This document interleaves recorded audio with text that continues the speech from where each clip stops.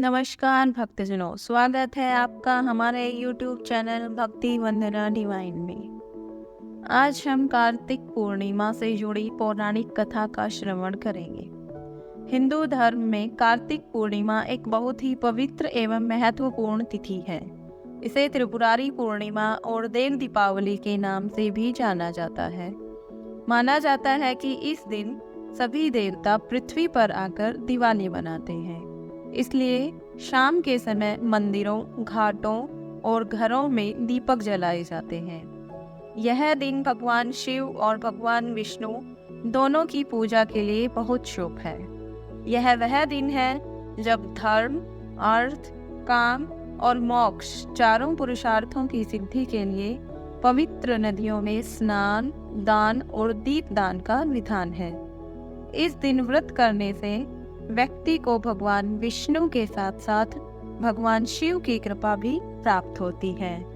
कार्तिक मास की कथा के अनुसार जब भगवान कार्तिकेय ने तारकासुर का वध किया था, उससे क्रोधित होकर तारकासुर के 3 पुत्रों ने देवताओं से बदला लेने का फैसला किया। तीनों के नाम थे तारकाक्ष, कमलाक्ष और विद्युन्माली।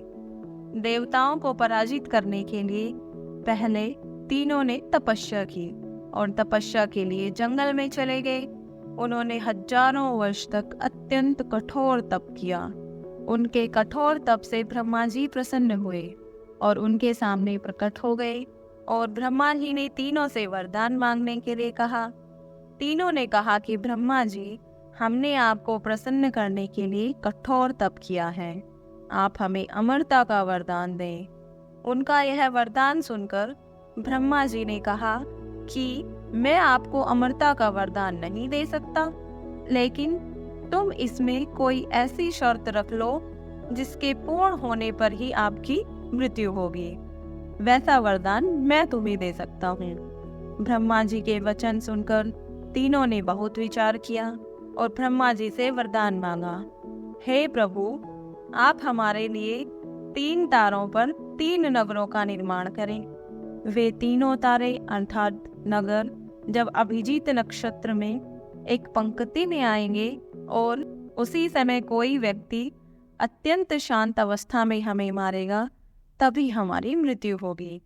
और हमें मारने के लिए उस व्यक्ति को एक ऐसे रथ और बाण की आवश्यकता होगी जो बनाना असंभव हो। सिर्फ उससे ही हमारी मृत्यु हो। उनकी इच्छा सुनकर ब्रह्मा जी ने कहा, तथास्तु, आप तीनों के इच्छा के अनुसार ही होगा। तीनों असुरों को मिले वरदान के अनुसार ब्रह्मा जी ने उन्हें 3 तारों पर 3 नगर निर्माण करने के लिए विश्वकर्मा जी को आज्ञा दी। विश्वकर्मा जी ने तारकाक्ष के लिए स्वर्णपुरी, कमलाक्ष के लिए रजतपुरी और विद्युन्माली के लिए लौहपुरी का निर्माण कर दिया। ब्रह्मा जी से वरदान प्राप्त होने के बाद तीनों असुर बहुत प्रसन्न हो गए। इसके बाद उन्होंने सभी लोकों में आतंक फैलाना शुरू कर दिया। इन तीनों असुरों को एक साथ त्रिपुरासुर कहा जाता था। त्रिपुरासुर जहाँ भी जाते वहाँ लोगों और ऋषियों को सताने लगते। उन्होंने देवताओं को भी देवलोक से बाहर निकाल दिया। त्रिपुरासुर के आतंक से त्रस्त होकर उन्हें हराने के लिए सभी देवता एकत्रित हुए। सभी ने अपना सारा बल लगाया, परंतु त्रिपुरासुर को हराने में कामयाब नहीं हो पाए। अंत में सभी भगवान शिव जी की शरण में गए। देवताओं ने कैलाश पर्वत पर जाकर शिव जी को पूरा वृत्तांत बताया।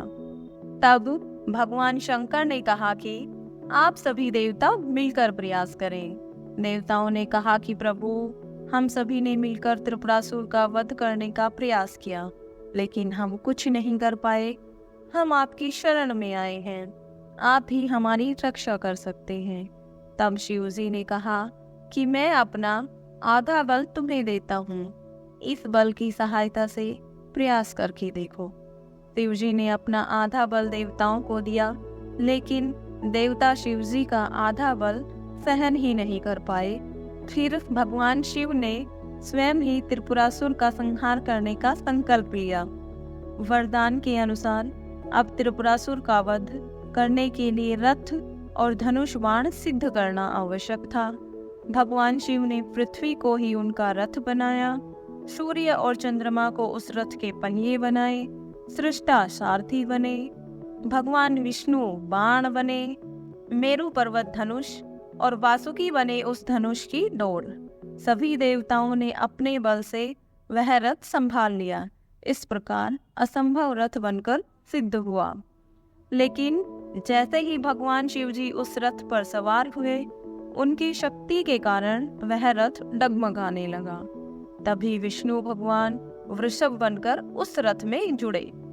घोड़े और वृषभ की पीठ पर सवार होकर महादेव ने उन असुर नगरों को देखा। अपने धनुष पर बाण रख उन्होंने पाशुपत अस्त्र का संधान किया और तीनों तारों को एक पंक्ति में आने का आदेश दिया।